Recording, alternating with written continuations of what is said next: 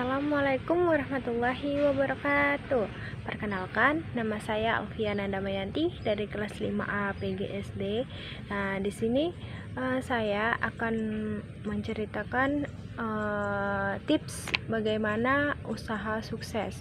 Nah, caranya itu ada 10.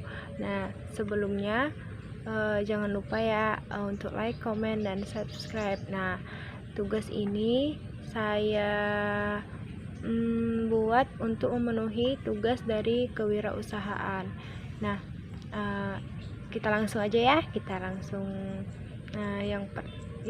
ke.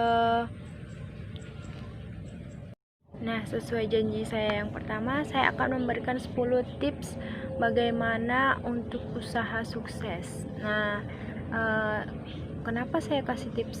Karena dunia persaingan di wirausaha sekarang ini sangat besar sekali. Kalau kita nggak pandai-pandai atau nggak kreatif dalam memilih brand atau tren itu, kita nggak akan bisa maju. Nah, yang pertama itu ada motivasi tinggi, bekerja cerdas, kreatif, dan inovatif. Nah, pada umumnya seorang pebisnis atau pengusaha mencari sesuatu inovasi atau brand terbaru yang lagi viral gitu ya istilahnya kalau di masyarakat. Nah, lagi viral di media sosial atau di manapun itu. Nah, contohnya itu seperti penitipan barang, jasa untuk membeli kado gitu, atau seperti kita menjual bucket untuk wisuda atau hari ibu. Nah, seperti itu. Nah, yang kedua itu tidak takut mencoba hal yang baru. Nah, ketika kita punya konsep dalam pikiran kita, usaha atau bisnis yang kita geluti, coba terlebih dahulu lakukan dengan kehendak hati. Kita yakinkan bahwa brand yang bakal kita keluarkan itu juga bakal laku di pasaran. Nah, contohnya saya nih punya usaha bucket. Nah, alhamdulillah usahanya itu lancar dan masya Allahnya lagi banjir orderan. Nah, dari situ saya berpikir untuk membuat brand baru. Nah, brand barunya itu yang lagi tren sekarang, yaitu namanya itu seperti kado box. Nah, itu selanjutnya itu ada belajar dari pengalaman, keberhasilan dan kegagalan orang lain.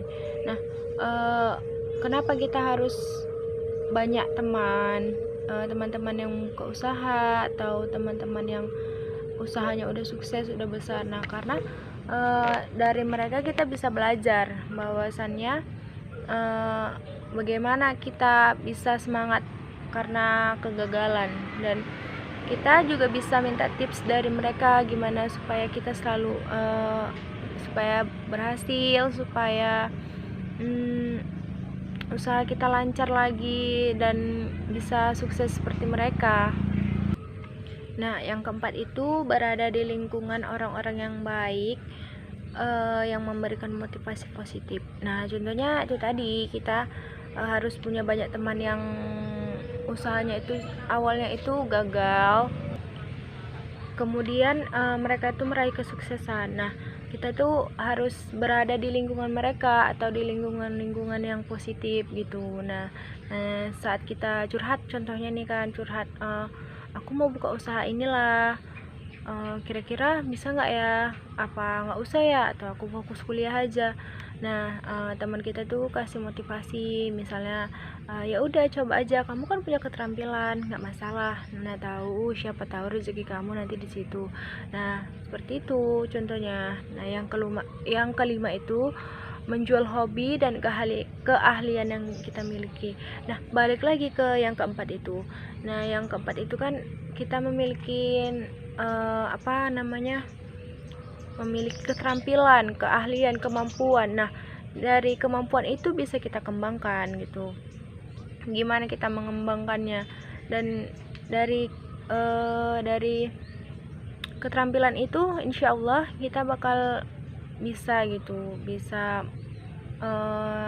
buka usaha yang memang sesuai hobi dan minat kita, dan insya Allah itu bakal laku di pasaran. Apalagi kalau kita jualnya brand-brand yang lagi tren sekarang. Nah seperti itu baru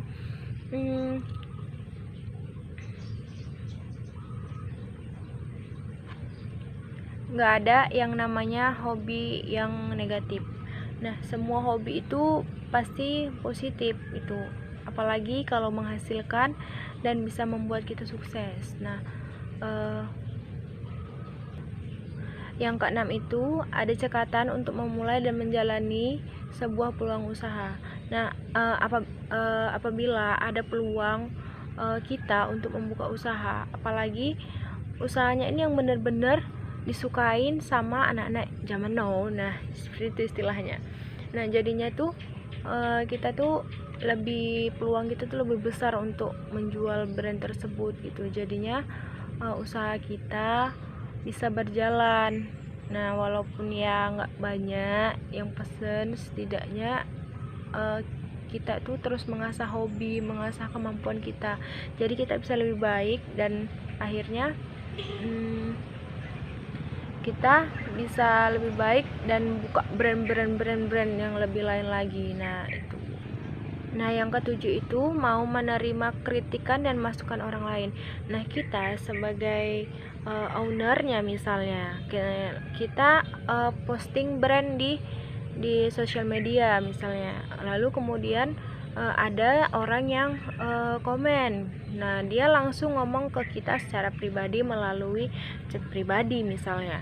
Nah dia kritik atau komentar gitu, dia bilang ini warnanya kurang pas, ini warnanya kurang masuk sama warna jilbabnya, ini kurang masuk sama warna bunganya.